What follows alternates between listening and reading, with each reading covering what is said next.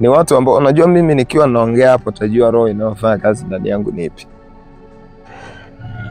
Kuna wakati nikiwa nahubiri utajua kabisa kwamba hapa nataka kitu fulani mimi mwenyewe. Yaani mahubiri yangu tu unaweza kujua kwamba huyu mtumishi leo anataka sadaka.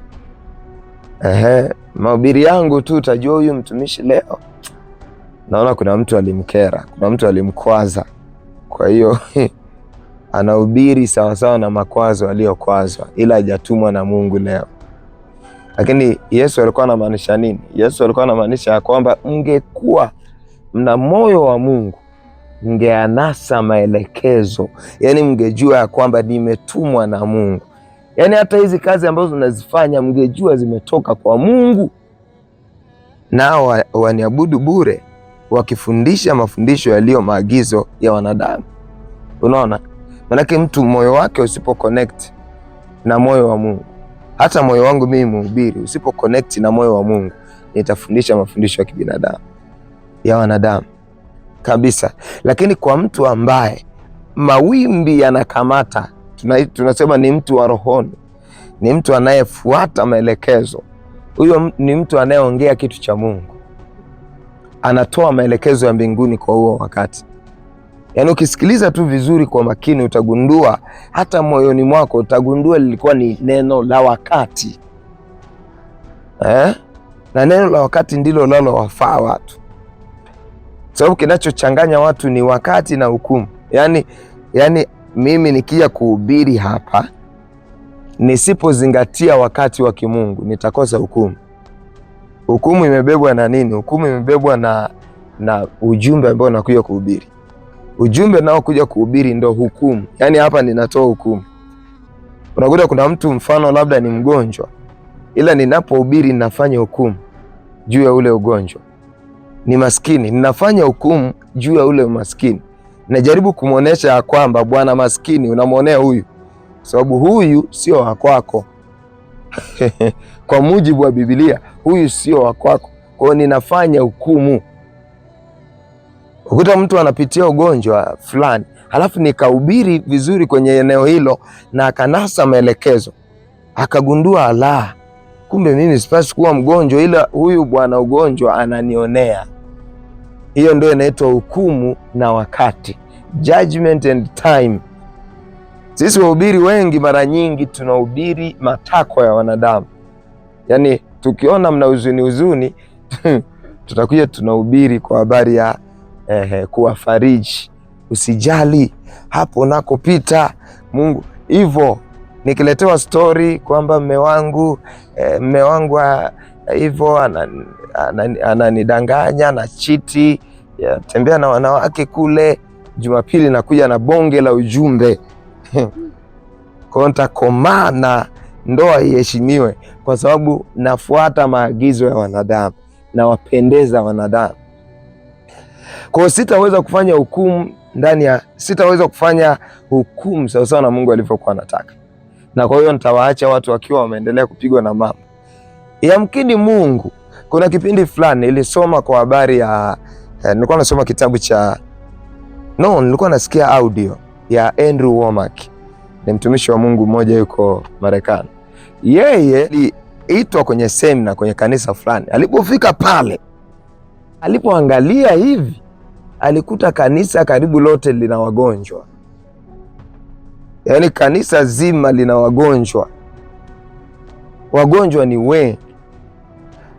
Yeye alikuwa ameandaa kufundisha uponyaji wa kiungu. Unaelewa? Na kanisa kweli la wagonjwa wa kutosha. Wakati anataka kuanza kufundisha, Mungu akamwambia no, si ya kutuma ufundishe huo ujumbe. Si ya kutuma ufundishe huo ujumbe. Akamwambia sasa ni ujumbe gani ambao nataka niufundishe? Akamwambia fundisha kwa habari ya utoaji. Fundisha kwa habari ya utoaji. Akamwambia Mungu, huoni hawa watu jinsi walivyopigwa na magonjwa? Napaswa niwape ufahamu juu ya afya ya kiungu. Hayo ndio maagizo ya wanadamu. Ukiangalia watu hivi jinsi walivyopigwa, unawaonea huruma, inabidi ufundishe sawa sawa na wanaoyapitia. Lakini sio kweli. Akamwambia fundisha kwa habari ya utoaji. Basi akakomaa akafundisha kwa habari ya utoaji.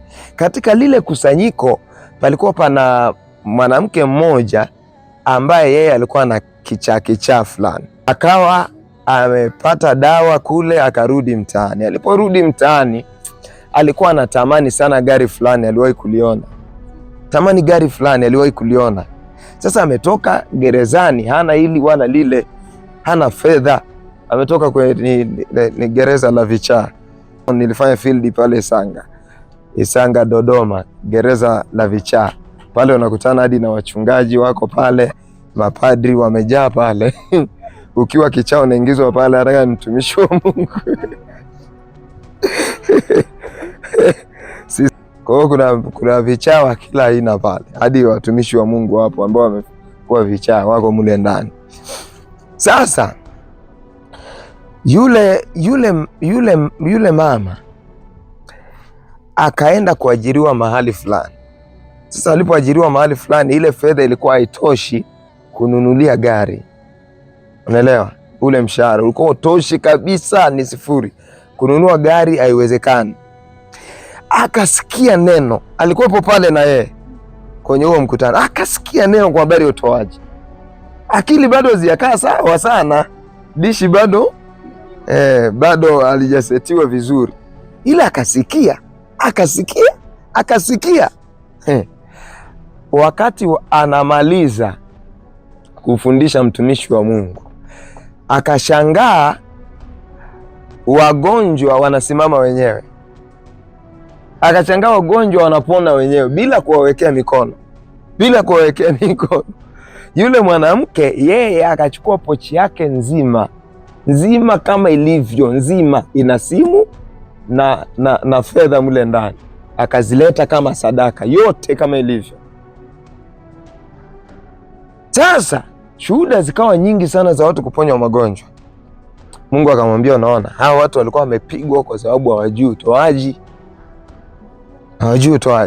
Sasa fikiria, mimi ningekuja pale naona watu ni wagonjwa, alafu nikaanza kufundisha kwa habari ya uponyaji, wangepona?